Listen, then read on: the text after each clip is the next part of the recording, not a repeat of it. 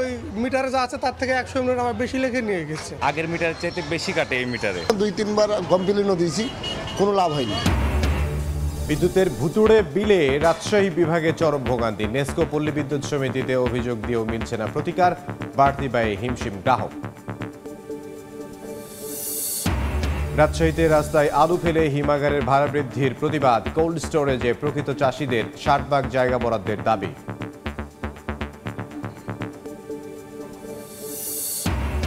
গ্রীষ্মের আগেই বরেন্দ্র অঞ্চলে নামছে পানির স্তর, বরুর সেচ ব্যাহতের শঙ্কা। ফারাক্কা বাঁধের কারণে পদ্মায় জেগে উঠছে চর, স্থবির সুলতানগঞ্জ নৌবন্দর।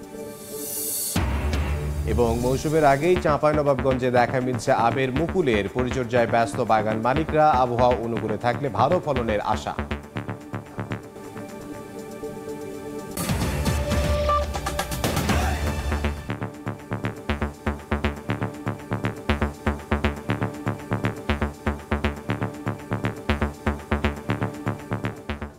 আমন্ত্রণ সময় সংবাদের নিয়মিত আয়োজন বিভাগীয় সময়ে থাকছি সপ্তাহের 7 দিন ভিন্ন ভিন্ন বিভাগের সংবাদ নিয়ে। আজ থাকছে রাজশাহী বিভাগ, সঙ্গে আছে আমি ইমদাদুল হক। ভুতুড়ে বিদ্যুৎ বিলে চরম ভোগান্তিতে রাজশাহী বিভাগের গ্রাহকরা। তাদের অভিযোগ, প্রতি মাসে ব্যবহারের চেয়ে বেশি আসছে বিল। এ নিয়ে বারবার অভিযোগ করেও মিলছে না প্রতিকার। তবে বিদ্যুৎ বিভাগের কর্মকর্তারা বলছেন, অভিযোগ পেলে ব্যবস্থা নেয়ার কথা। হাবিবুর রহমান পাপ্পুর তোলা ছবিতে বিস্তারিত সাইফুর রহমান রকির প্রতিবেদনে। রাজশাহীর পবা উপজেলার নওহাটার একটি বাড়িতে ভাড়া থাকেন ব্যবসায়ী মনিরুল ইসলাম। মাসের পর মাস অতিরিক্ত বিদ্যুৎ বিল পরিশোধ করে হিমশিম খাচ্ছেন তিনি। প্রতি মাসে ব্যবহারের চেয়ে বেশি বিল আসার অভিযোগ তার। গরম পড়েনি, ফ্যানও চলে না, এসিও চলে না, এমনি এমনি বিল বেশি এসছে। 2-3 বার ইয়াও দিয়েছি, আমরা কমপ্লেনও দিয়েছি, কোনো লাভ হয়নি। ওরা বলে যে আপনার মিটারে যেটা এসছে সেটাই আমরা লিখেছি। শুধু মনিরুল নয়, তার মতো অনেকেরই একই অবস্থা।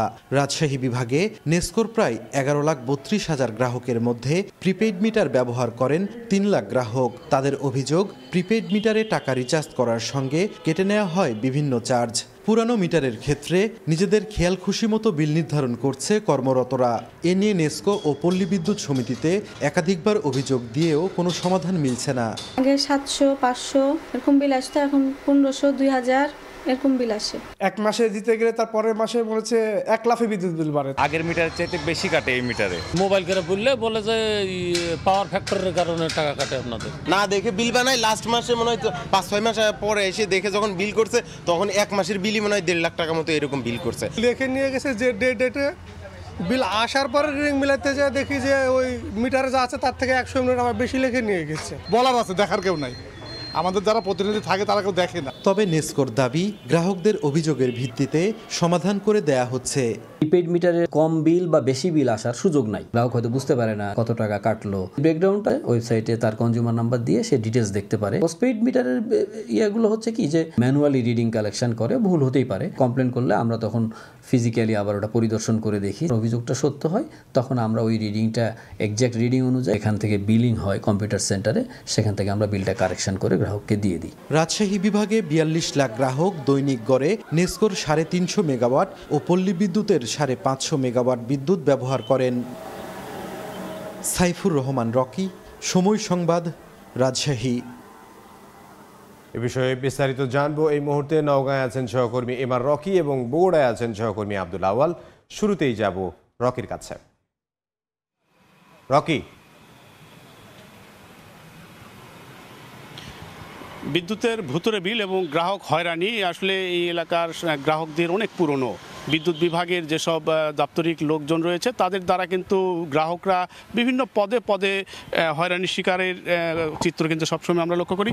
তবে হাল সময়ে যে বিষয়টি এলাকায় আলোচিত হচ্ছে তা হলো যে প্রিপেড মিটার স্থাপন নিয়ে এলাকায় বিদ্যুৎ স্বার্থ সংরক্ষণ কমিটির পক্ষ থেকে তীব্র আন্দোলন চলছে। গেল মাস জুড়েই কিন্তু এই আন্দোলন বিভিন্ন জায়গায় করা হয়েছে এবং প্রিপেড মিটারের বিষয়ে যে বিষয়টি বলা হচ্ছে যে এক ধরনের গণশুনানি ছাড়াই হঠাৎ করে এই প্রিপেড মিটার বিভিন্ন বিভিন্ন জায়গায় স্থাপন করার কারণে একদিকে অতিরিক্ত বিল টানা হচ্ছে, সে সাথে প্রিপেড মিটার যারা নিয়েছেন তারা বিল তোলার কিছু পরেই কিন্তু সেই অতিরিক্ত টাকা কেটে চলে যাচ্ছে। এরকম একটি ভোগান্তি স্বাভাবিকভাবে গ্রাহকদের অনেকটা অস্বস্তির মধ্যে ফেলছে এবং অনেকেই কিন্তু এটার ঘোর বিরোধিতা করে বিদ্যুৎ স্বার্থ সংরক্ষণের এই আন্দোলনে যোগ দিচ্ছেন। এবং গেল কিছুদিন আগে নওগাঁর নেসকো অফিস কিন্তু ঘেরাও কর্মসূচি পালন করেছে এবং এই বিদ্যুৎ স্বার্থ সংরক্ষণ কমিটির পক্ষ থেকে যে দাবিটি করা হচ্ছে, তারা বলছেন যে কোনো প্রকার যাচাই বাছাই গণ শুনানি না করে হঠাৎ করে একটি আধুনিক টেকনোলজি স্থাপন করে সাধারণ মানুষের কাছ থেকে অতিরিক্ত পকেট থেকে টাকা কেটে নেওয়া হচ্ছে। সে সাথে এই এলাকায় আসলে বিদ্যুতের যে বিল সরবরাহ করা হয়ে থাকে, এই বিলের কিন্তু এক ধরনের ভুতুড়ে বিল, হঠাৎ করে এই বাড়তি বিলের বোঝা কিন্তু চাপিয়ে দেওয়ার প্রবণতা, এটা গ্রাহকদের দিক থেকে সবসময় অভিযোগ করে আসা হচ্ছে। নওগাঁয় গ্রাহক পর্যায়ে বিদ্যুৎ সরবরাহ করছে নেসকো নর্দার্ন ইলেকট্রিসিটি সাপ্লাই, অন্যদিকে কিন্তু পল্লী বিদ্যুতের গ্রাহক রয়েছে 8,20,000-এর প্রায়, অন্যদিকে নেসকোর গ্রাহক রয়েছে প্রায় 82,000। জেলা জুড়ে এরকম বৃহৎ পরিসরে বিদ্যুৎ সরবরাহের গ্রাহকদের স্বাভাবিক সেবার যে খাতগুলো রয়েছে, এই খাত নিয়ে কিন্তু অনেক পুরনো অভিযোগ, পদে পদে হয়রানি বিড়ম্বনা, তাছাড়া বিদ্যুতের মিটার অনেক সময় তারা যেটা অভিযোগ করছেন যে মিটারে বিল থাকে একরকম, বিল শো করা হচ্ছে আরেক রকম। এবং এই পর্যায়ে গ্রাহকরা যখনই অফিসগুলোতে ধর্ণা দিচ্ছেন, অফিসে যাচ্ছেন, স্বাভাবিক যে সেবা যেভাবে এটা দ্রুত নিষ্পত্তি করার বিষয়গুলো থাকে সেটা কিন্তু অনেকটাই উপেক্ষিত থাকছে। ফলে গ্রাহকদের এই সামনের দিনগুলোতে আরেক দফা বাড়তি ভোগান্তি হিসাবে তারা বলছেন, কারণ এই অঞ্চলে বড় চাষাবাদ হচ্ছে, বিদ্যুতের লোডশেডিং বাড়বে, লোডশেডিংয়ের সাথে সাথে সে সাথে কিন্তু এখানকার যে স্বাভাবিক বিদ্যুৎ ব্যবস্থাপনা নিয়ে যে বিষয়টি বলা হচ্ছে যে তারা গ্রাহকের যে সেবাগুলো নিয়ে তারা প্রশ্ন তুলছেন, এই সেবা কখনোই কিন্তু পূরণ হচ্ছে না। সব মিলে বিদ্যুতের এরকম প্রায় 9.5 লাখ গ্রাহক অনেকটাই হয়রানি এবং অতিষ্ঠ এই জনপদের বাসিন্দা গ্রাহকরা। তো আমরা বিদ্যুতের আরও খবর জানবো। বগুড়ায় রয়েছেন আমাদের সহকর্মী আব্দুল আওয়াল, জানাবেন সেখানকার বিদ্যুৎ হয়রানির খবর। বগুড়ায় নেসকো 1, 2, 3 এবং পল্লী বিদ্যুতের 1 এবং 2 মোট 5টি ইউনিটের মাধ্যমে কিন্তু অন্তত 10 লাখ মানুষ আসলে বিদ্যুতের যেই মিটার রয়েছে সেই গ্রাহক সেবাটি পেয়ে থাকে। এর মধ্যে 1,90,000 মানুষ কিন্তু যেই প্রিপেইড মিটার রয়েছে সেই প্রিপেইড মিটারে গ্রাহক সেবা পেয়ে থাকে এবং এই প্রিপেইড মিটারের গ্রাহক সেবা নিয়ে কিন্তু সবচেয়ে ভোগান্তির অভিযোগ ও গ্রাহকরা প্রথম অভিযোগ করেন যে এই প্রিপেইড মিটার রয়েছে সেখানে সার্ভিস চার্জ এবং ডিমান্ড চার্জ বাবদ টাকা তোলার সঙ্গে সঙ্গে 90 টাকা করে কেটে নেওয়া হয়। এর পাশাপাশি 5% কিন্তু ভ্যাট হিসাবে এই যেই টাকাটি তারা প্রিপেইড মিটারে উঠিয়ে থাকেন সেই টাকাটি কিন্তু কেটে নেওয়া হয়। এর পাশাপাশি সারা দেশে যে কোনো মুহূর্তে যখন ইন্টারনেট সংযোগে সমস্যা হয় বা সার্ভার জটিলতায় ভোগে তখন কিন্তু এই প্রিপেইড মিটারে তারা কোনো রকমের টাকা উঠাতে পারেন না। এতে করে কিন্তু তাদেরকে বিদ্যুৎ থাকার পরও বিদ্যুৎহীন থাকতে হয় এবং দীর্ঘ সময় ধরে ভোগান্তিতে থাকতে হয়। এই যে সার্ভার জটিলতা প্রিপেইড মিটারের বা ইন্টারনেট সংযোগের কারণে তাদের যেই টাকা ওঠানোর যে জটিলতা এটি কিন্তু টানা কয়েকদিন ধরে চলে থাকে এবং বছরই অন্তত কয়েকবার আসলে এই ধরনের জটিলতায় ভোগান্তিতে তাদেরকে পড়তে হয়। এর পাশাপাশি মিটার যে রয়েছে পোস্টপেড মিটার নিয়ে গ্রাহকদের যেমনটি অভিযোগ ও মিটারে ক্ষুদ্র থেকে ক্ষুদ্রতম কোনো ত্রুটি হলে সেই সেবা নেওয়ার জন্য তারা যখন পল্লী বিদ্যুতে বা নেসকোতে আসেন তখন কিন্তু নানা ধরনের হয়রানি তাদেরকে করা হয় এবং নানা ধরনের জটিলতায় ফেলে কিন্তু তাদেরকে আসলে ভোগান্তিতে ফেলা হয়। তো যেমনটি বলছিলাম যে এই যে পোস্টপেড বা প্রিপেইড মিটারটি রয়েছে বগুড়ায় বিদ্যুতের, এই নিয়ে নানা ধরনের এর অভিযোগ আসলে গ্রাহকদের রয়েছে। তো এই ছিল বগুড়া থেকে এখন পর্যন্ত আমার কাছে সর্বশেষ। নওগাঁ থেকে সহকর্মী এমআর রকি এবং আমাদের বগুড়া থেকে যোগ দিয়েছিলেন সহকর্মী আব্দুল আওয়াল। প্রিপেইড ও পোস্টপেইড মিটারে ভুতুড়ে বিল আসায় ভোগান্তিতে পড়েছেন গ্রাহকরা। এ বিষয়ে আমরা আলোচনা করতে রাজশাহী নগরীর কুমারপাড়া এলাকায় আমাদের সহকর্মী সাইফুর রহমান রকির কাছে যাব। তার সঙ্গে আলোচনায় থাকবেন রাজশাহী রক্ষা সংগ্রাম পরিষদের সাধারণ সম্পাদক জামাত খান। সরাসরি যাব সেই আলোচনায়। বিভাগের বিভিন্ন জেলায় গ্রাহকরা ভুতুড়ে বিলের কারণে ব্যাপক ভোগান্তির মধ্যে পড়েছেন। এই বিষয়ে কথা বলার জন্য আমরা আজকে আমাদের সাথে যুক্ত হয়েছেন রাজশাহী রক্ষা সংগ্রাম পরিষদের সাধারণ সম্পাদক জামাত খান। জামাত ভাই, আপনারা এই বিষয়ে অনেক আন্দোলন সংগ্রাম করেছেন, আসলে এখনো কেন এই বিষয়গুলো নিয়ে এত অভিযোগ আসছে? ধন্যবাদ। আসলে আমরা 2020 সাল থেকে এই যে নেস্কোর সিদ্ধান্তটাকে আমরা আত্মঘাতী সিদ্ধান্ত বলেছিলাম এই কারণে যে এই মিটার দেওয়ার পরে এই মিটারটা আসলে মূলত মানুষকে কিনে নিতে হয়েছে। সেই মিটার কিনে নেওয়ার পরে এইটা আসলে টাকা ঢোকানোর পরপরই দেখা যাচ্ছে যে আপনার তাদের মিটার ভাড়া, আপনার ভ্যাট, বিভিন্ন ধরনের তাদের চার্জে টাকা ঢোকালে দেখা গেলো যে 2000 টাকা ঢোকাচ্ছে, সেখানে দেখা গেলো যে 1200 টাকায় নেই, 800 টাকা। এই ধরনের ঘটনা অনেক ঘটছে। সেই ক্ষেত্রে মানুষ কিন্তু এখন এই মিটারে তাদের গলার কাঁটা হয়ে গেছে এবং এই মিটার নিয়ে কিন্তু মানুষ খুব হয়রানির মধ্যে পড়েছে। দেখা গেল যে আপনার যে কোনো মুহূর্তেই কিন্তু এই আপনার টাকা শেষ হয়ে যাচ্ছে, রাত্রি 3টার সময় টাকা শেষ হয়ে যাচ্ছে। টাকাটা তখন মনে করেন ইমার্জেন্সি বেসিসে কোথায় কি করবে, অনেক সময় অন্ধকারে থাকতে হয়।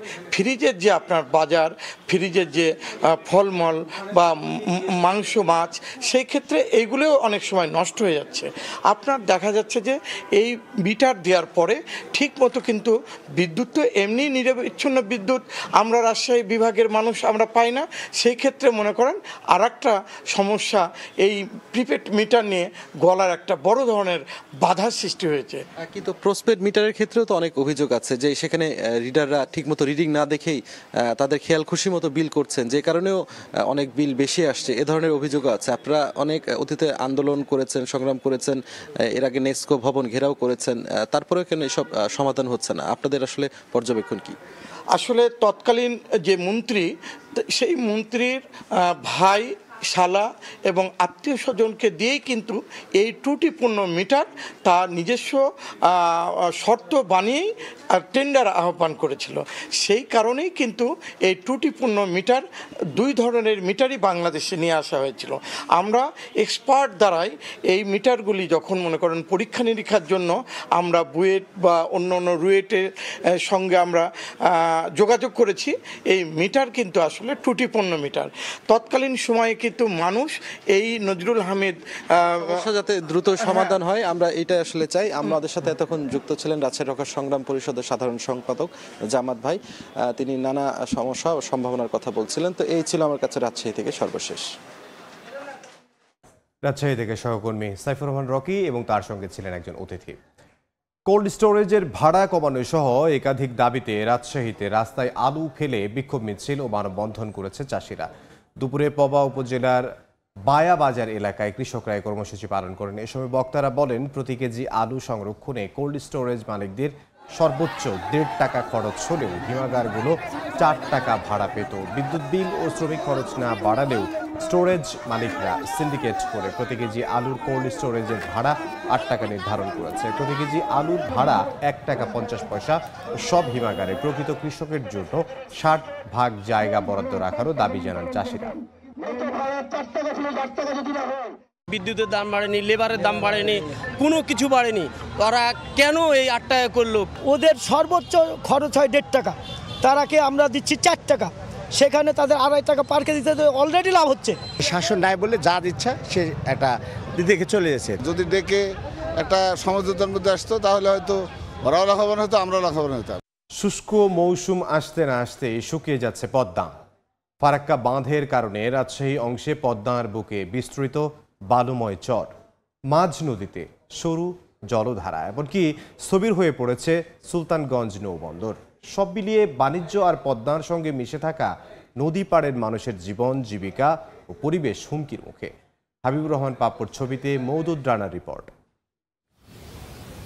বন্ধ থাকার 59 বছর পর 2024 সালে চালু হয় রাজশাহী গোদাগাড়ির সুলতানগঞ্জ নৌবন্দর। চালুর কিছুদিন পর সুলতানগঞ্জ মায়া নৌপথে আটকে পড়ে পণ্যবাহী নৌযান। এরপর থেকে আবারও স্থবির হয়ে পড়ে নৌবন্দরের কার্যক্রম। আগে চেয়ে যে নদীর চরটাও বেশি পড়ে যাচ্ছে, ড্রেজিং না করলে এখানে মালামাল আনা সম্ভব না। পানির সংখ্যা কম, মাছে থাকা জায়গা লাগবে, পানি থাকা জায়গা লাগবে। ফারাক্কা বাদ দিয়ে ভারতের একতরফা পানি প্রত্যাহারের ফলে মরুকরণের মুখে পদ্মা নদী। শুষ্ক মৌসুম শুরুর আগেই রাজশাহীতে পদ্মার বিশাল এলাকা জুড়ে ধুধু বালুচর। পানি উন্নয়ন বোর্ডের হিসেবে গত সোম ও মঙ্গলবার পদ্মায় পানির উচ্চতা ছিল 7.7 মিটার। পানি উন্নয়ন বোর্ড বলছে বড় ধরনের ড্রেজিং পরিকল্পনা করা হয়েছে।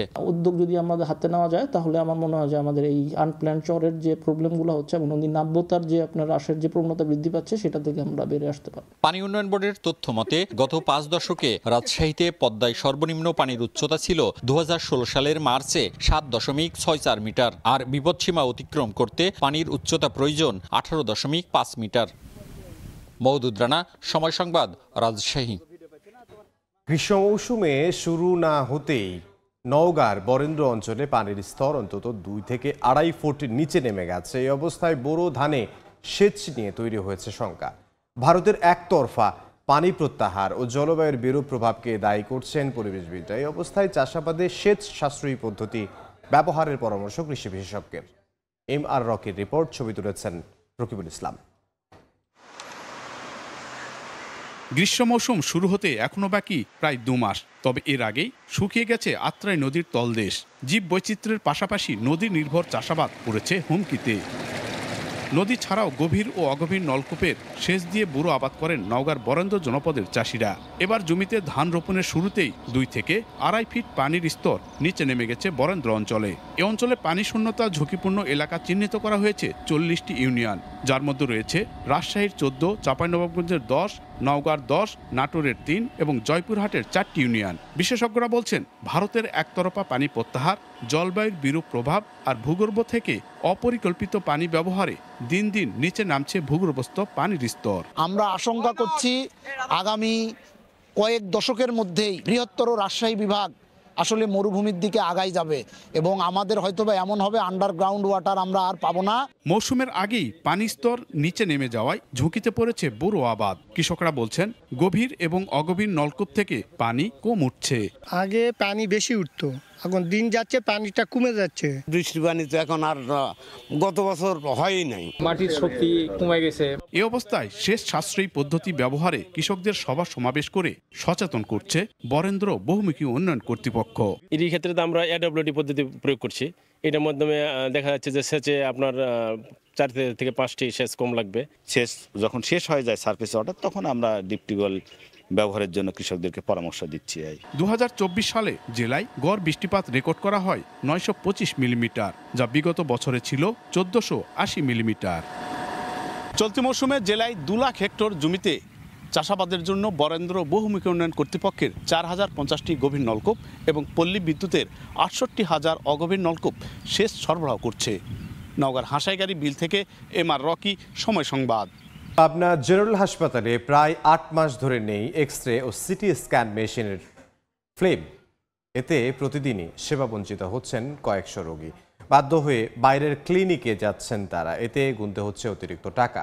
বরাদ্দের চেয়ে চাহিদা বেশি থাকায় ফ্লেম সংকট দেখা দিয়েছে বলে দাবি কর্তৃপক্ষের।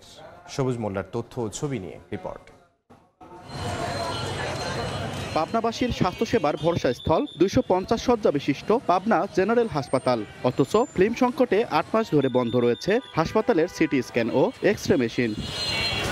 সাধারণ মানুষের জন্য স্বল্প খরচে উন্নত ও আধুনিক স্বাস্থ্যসেবা নিশ্চিত করার লক্ষ্যে 250 শয্যার পাবনা জেনারেল হাসপাতালে স্থাপন করা হয় অত্যাধুনিক সব মেশিন, তবে নেই কার্যকারিতা। সদর হাসপাতালে যদি এক্স-রে না থাকে তাহলে আসলে মানুষের তো আসলে কিছুই হয় না, জাস্ট এটা পড়ে থাকে। এটা এক্স-রে করতে গেলে 700, 600, 800 টাকা নেয়। গরিব মানুষ আসি সরকারি সেবা নেওয়ার জন্য, আসলে সেই সেবাটা পাই না। বিষয়টি নিয়ে ঊর্ধ্বতন বিভাগের কাছে আবেদন করা হয়েছে। দ্রুতই সমস্যা সমাধান হবে জানিয়েছেন হাসপাতাল কর্তৃপক্ষ। মোট বরাদ্দের যেই পার্সেন্ট আমরা কেমিক্যাল রিয়েজেন্ট মানে এক্স-রে, আল্ট্রাসাউন্ড সহ অন্যান্য যে কেমিক্যাল কিনি, এই পার্সেন্টেজটা একটু বাড়াইতে হবে। কর্তৃপক্ষের দেওয়া তথ্য মতে পাবনা জেনারেল হাসপাতালে মোট 3টি এক্স-রে মেশিন রয়েছে। এর মধ্যে 2টি ডিজিটাল ও 1টি অ্যানালগ। এই হাসপাতালে এক্স-রে করতে প্রতিদিন অন্তত 70 থেকে 80টি ফ্লেম প্রয়োজন হয়। সবুজ মোল্লা, সময় সংবাদ, পাবনা। রাজশাহীতে পরিবার পরিকল্পনা অধিদপ্তরের বিনামূল্যে বিতরণ করা জন্ম নিয়ন্ত্রণ কর্মসূচির ওষুধ ও সামগ্রীর তীব্র সংকট দেখা দিয়েছে। জন্ম নিয়ন্ত্রণের ওষুধ, ইনজেকশন সহ অন্যান্য সেবা বিনামূল্যে দিয়ে থাকে পরিবার পরিকল্পনা অধিদপ্তর। তবে রাজশাহীতে গত 6 মাসের বেশি সময় ধরে দেখা দিয়েছে এসব ওষুধ ও সরঞ্জামের তীব্র সংকটের সুযোগে জন্ম নিয়ন্ত্রণ পদ্ধতির সব উপকরণের দাম বাড়িয়েছেন বিক্রেতারা। আর এতে ক্ষুব্ধ এলাকাবাসী। আর বিক্রেতাদের দাবি, ওষুধের দাম বাড়িয়েছে উৎপাদনকারী প্রতিষ্ঠান। শীত ও কুয়াশা কম থাকায় মৌসুম শুরুর আগেই চাঁপাইনবাবগঞ্জে গাছে গাছে দেখা মিলছে আমের মুকুলের। গাছ থেকে যাতে মুকুল ঝরে না পড়ে সেজন্য কীটনাশক স্প্রে ও সেচ সহ বিভিন্ন পরিচর্যায় ব্যস্ত বাগান মালিকরা। আবহাওয়া অনুকূলে থাকলে এবার আমের ভালো ফলনের আশা কৃষি বিভাগের। জাহাঙ্গীর আলমের তথ্য, ছবিতে রিপোর্ট। মৌমৌ গন্ধে ছেয়ে গেছে চাঁপাইনবাবগঞ্জের আমের বাগানগুলো। চলতি মৌসুমে 2 সপ্তাহ আগেই গাছে এসেছে আমের মুকুল। ইতোমধ্যে জেলার আম বাগানগুলোতে প্রায় 70% বেশি গাছে দেখা দিয়েছে মুকুল। বাগান মালিকরা জানান, শীতের তীব্রতা ও কুয়াশা কম থাকায় গাছে এবার আগাম মুকুল এসেছে। গাছ থেকে যাতে মুকুল ঝরে না পড়ে সেজন্য কীটনাশক স্প্রে ও সেচ সহ বিভিন্ন পরিচর্যায় ব্যস্ত সময় পার করছেন বাগান মালিকরা। ফুল এসে গেছে, সেগুলোতে আমরা সেচ প্রদান করছি। ফলন এখনই কিছু বোঝা যাবে না, তবে মুকুল দেখে মনে হচ্ছে যে ফলন হতে পারে। বেশি ফলনের বছরে কৃষকরা যাতে ক্ষতিগ্রস্ত না হয় তাই আম প্রক্রিয়াকরণের উদ্যোগের কথা জানায় সংশ্লিষ্টরা। গাছের গোড়াতে সেচটা দিতে হবে, সেচটা খুব জরুরি হয়ে পড়েছে, কারণ সেচ দিলে মুকুলটা খুব সুন্দরভাবে বের হবে এবং মুকুল ঝরে পড়বে না। যে কোনো পরামর্শ, যে কোনো কার্যক্রমে তাদেরকে সহায়তা করছি। আশা করতেছি এবার আমরা খুব ভালো গুণগত মানের আম এবং ভালো উৎপাদন আমরা পাবো। চলতি মৌসুমে জেলার 37,504 হেক্টর জমির বাগানে উৎপাদনের লক্ষ্যমাত্রা ধরা হয়েছে 3,86,000 মেট্রিক টন আম। সময় সংবাদ, চাঁপাইনবাবগঞ্জ। 19 বছর আগে নির্মাণ করা নাটোর শিশু পার্কের বেহাল দশা। ভেঙে গেছে হাতি, বাঘ ও হরিণের ভাস্কর্য। মরিচা ধরা দোলনা ও স্লিপার ব্যবহারে নানা সমস্যায় শিশুরা। এর মধ্যে স্টেডিয়াম নির্মাণের জন্য অর্ধেক জায়গা ছেড়ে দেওয়া হয়েছে অন্য দফতরকে। আল মামুনের তথ্য ও রোকনুজ্জামানের ছবিতে রিপোর্ট। অনেক ছোট শিশু পার্ক, এখানে খেলার মতন কিছু নাই, অনেক ভালো জায়গা না। স্লিপার দোলনা ঢেকে দিয়ে খেললে তো হয় না, আমরা আলো খেলতে চাই। এখানে আসি কিন্তু এখানে খেলার জায়গা নাই, এখানে ভালো নাই, সব দোলনা ছিঁড়া। আবার হলো এখানে কিছু নতুন জিনিস অ্যাডও করা না। নাটোর শহরের একমাত্র শিশু পার্কে এসে এভাবেই নিজেদের হতাশার কথা বলছিল কয়েকজন শিশু। অবসর সময়ে খেলাধুলা ও মানসিক বিকাশের জন্য এখানে এলেও পর্যাপ্ত খেলার জায়গা ও রাইড না থাকায় ফিরে যেতে হয় তাদের।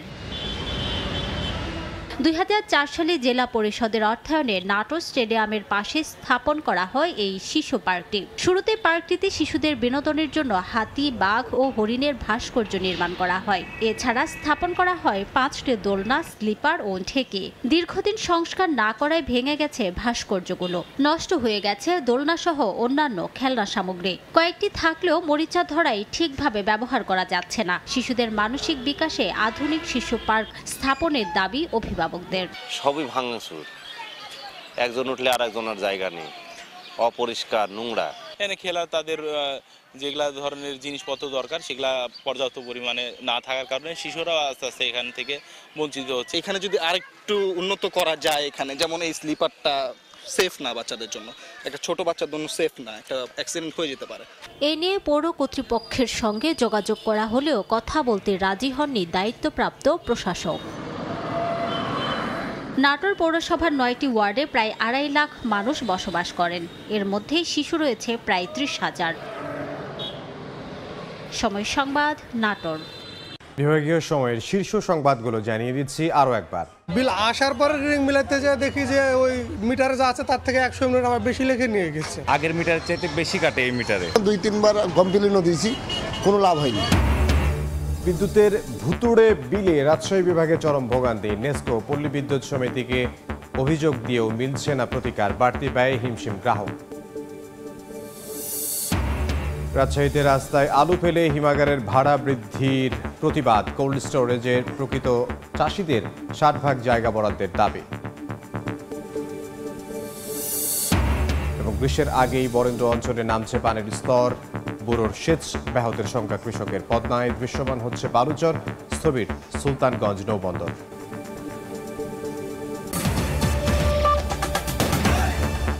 এ ছিল বিভাগীয় সময়ে। আগামীকাল থাকবো খুলনা বিভাগের আয়োজন নিয়ে, সঙ্গে থাকুন সময়।